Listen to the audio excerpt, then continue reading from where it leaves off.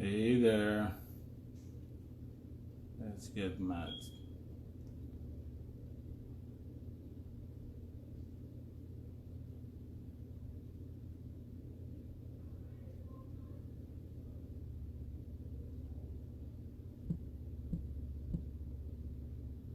Let's get Matsi on.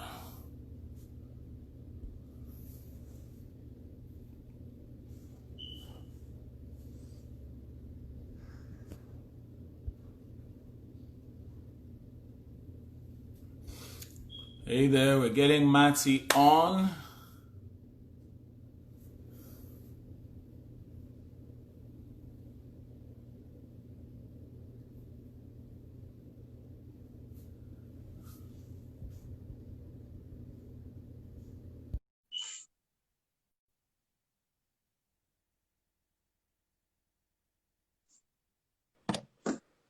Hello, Hey, what's up, Matsi? How are you? how are you doing? I'm fine, I'm fine. How is it in down and under South Africa? Cold. Oh, yeah, I keep forgetting. It's It's winter. winter. Yeah, Oh, it's freezing. oh. It is okay, so I don't know how to tell you this, but it's 97 degrees Fahrenheit where I am.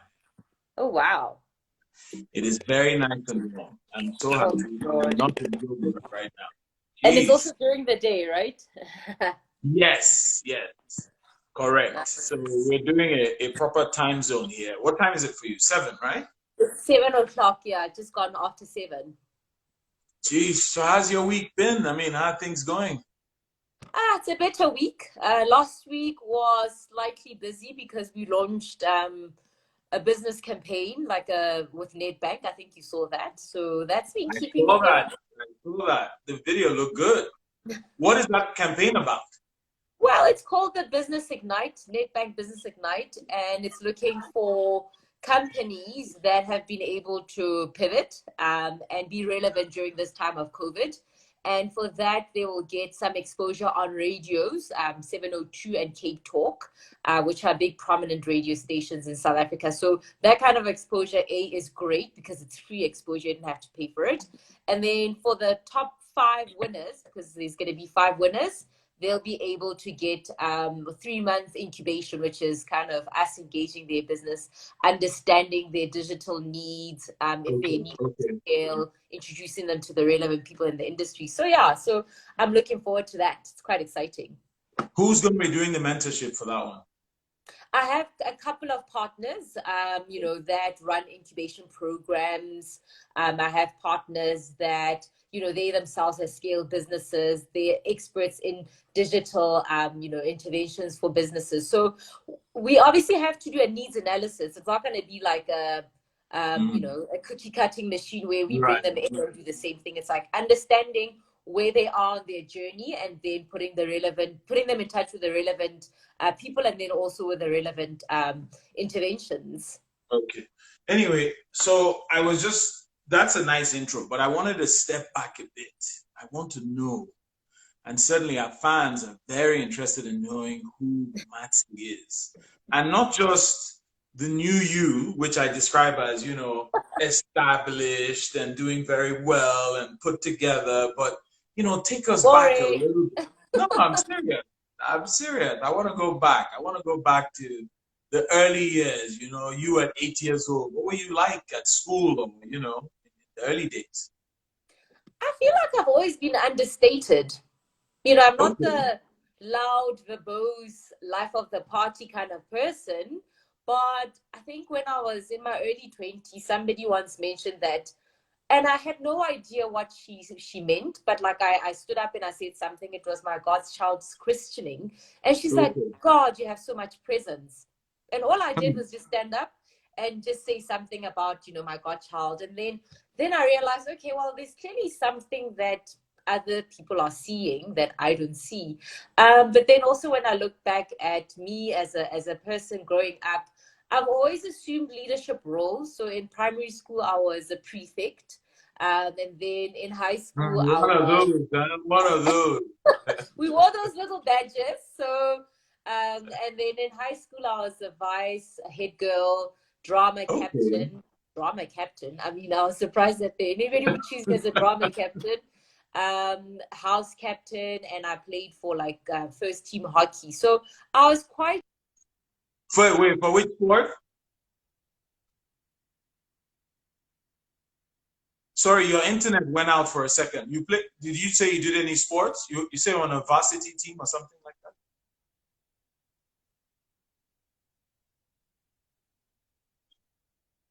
Oh, shame.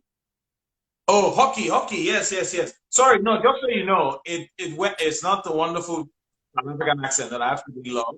It's more the internet went out for a second, so I couldn't hear you well. Yes. Sorry about No, it's fine. So I've been very that. active. I've been very out there, but without being too like the popular girl. So I was always Yes. surprised when people voted for me. I'm like, oh wow, okay. You think I'd be a good leader? Thank you. I'll be the drama captain. Yeah, No, so but that's that's very cool. But tell me though, um, I thought I should just mention a bit to you about this whole 30 on 30 thing, right? mm-hmm. Because it's a bit of a backdrop for why we're having a conversation, right? Yeah. And I'm actually really, really, on behalf of Oswald and I, Oswald is on, he's been shouting me out and waving, but I'm not trying to answer him now. Let him just sit there. He's trying to get, he's seeking attention. We don't have time right now. So, Yeah. on the back of Oswald and I writing a book called In Pursuit Journeys in African Entrepreneurship, we felt that we had told the Nigeria story as a proxy for the continent and certainly other emerging and frontier markets in terms of how to build a business in a very difficult environment where things aren't like here, right? The Yes. West, where I am. And so we felt that it was important to bring both the continent, so, critical entrepreneurs on the continent, but also the diaspora together under one umbrella. And the thing Yeah. was, how do we do this, right? It's such a big task, right? So, how do we do this? So, again, we looked at a way, we said, look, 30 on 30 is 30 days with 30 entrepreneurs across certain African cities, but also the diaspora. But when we Mm. thought about it, it's like, wait, there are going to be so many more people than this, right? But we also wanted people that were, we could trace their beginnings from when they were young to now, because a lot of the problem that we're having in Africa, as you know, is we're seeing these images of super successful people on Instagram and on all kinds of things, but nobody actually, like whenever I speak to people from those countries and I ask about those people, they're like, oh, please don't talk to me about that person. I'm always like, but why? Like, isn't it a real person? So there's a lot of, in Nigeria, we call it packaging, right? There's a Ah, lot of like, packaging. yeah, exactly. So people are like, taking pictures here, they borrowed this car, they borrowed this thing. And we just Yeah. thought, wouldn't it be nice to hear from real people doing real things without necessarily focusing on how many Instagram followers you have or Twitter followers you have, but the content of what it is you're doing. So that's what led to this pursuit. And so we started calling people. We got friends in different markets. We got introduced to a very good through a very good friend to you, Mm. and it became so authentic, right? Because we weren't just googling a bunch of people and saying, richest people in Joburg, or big, tech entrepreneurs or whatever it was. It was very personal. So we've done that with Ghana, with Kenya, with Ethiopia, with Rwanda, and a number of other countries.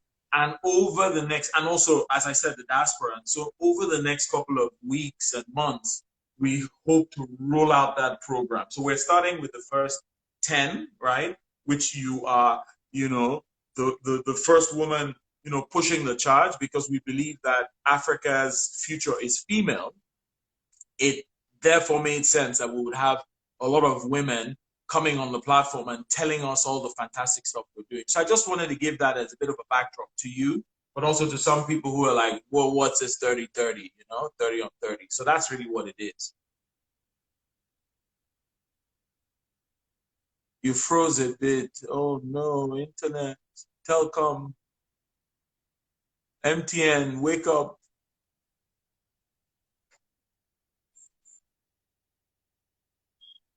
Don't worry. I'm sure you'll be back soon. So that backdrop was necessary for our audience. For the record, I'm drinking creative juices flowing. Okay, so I have to add her again. All right, just give me 1 sec. South Africa, we gotta add. We're going to have to complain to Cyril Ramaphosa that he's messing up our program. There we go. Had to Hey! go for a wine break. Do you realize, first of all, cheers, cheers, cheers. Yes. What are you drinking? I'm having a red wine. Where is it? What's it called? Is it from SA? It's probably from SMS. Asked my boyfriend what it is. I didn't Okay. pour it myself, so. Well, sadly, this is not from Nigeria, but I'm a non-alcoholic, so yeah, I drink a lot of very strange things.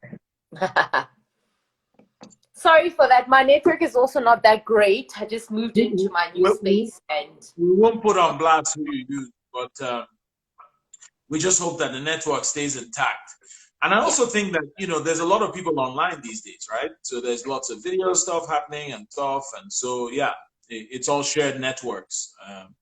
But anyway, so I've sort of given the nice little intro to what is Oswald saying here? Chief Rose, do you remember what's it called? Wakanda. When he was going to go and see Lupita for the first time in the first scene, they asked him not to freeze when he sees her. Yes, this is what is happening to us again. But I'm sure it'll be fine. I'm sure it'll get fixed as we go along. It'll probably improve. So without further ado, man, tell us, the entrepreneurial bug. I'm curious about that because not a lot of people. Are you there? Can you hear me fine, first of all?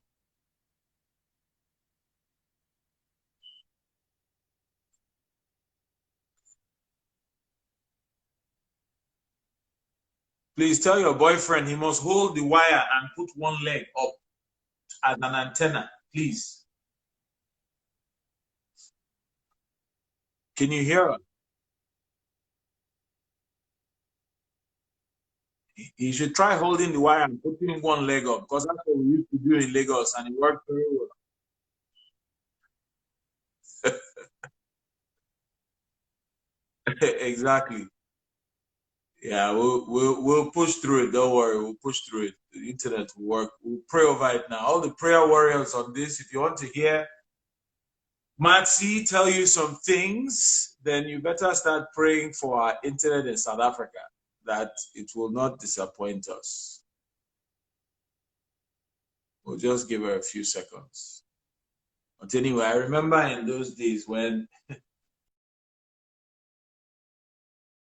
you had to hold the antenna for your daddy when he's on when he wants to have watch 9 o'clock news. So Oswald apparently would be stuck holding the antenna for his daddy and with one leg up, right? With one leg up, so that the leg would be like, Oh, there we go. It looks like I have to stand on a chair and hold it up high for me to get this connection. I told you already, just one leg up always. But anyway, so honestly, I'd really like to know when the entrepreneurial bug hit you because you were in a job, you were probably comfortable, they paid salaries every month without fail. So what triggered it? I was actually not comfortable. I must be honest, and this is all in retrospect. About 10 years ago, I was always wanting more. I was always thinking more than what was given.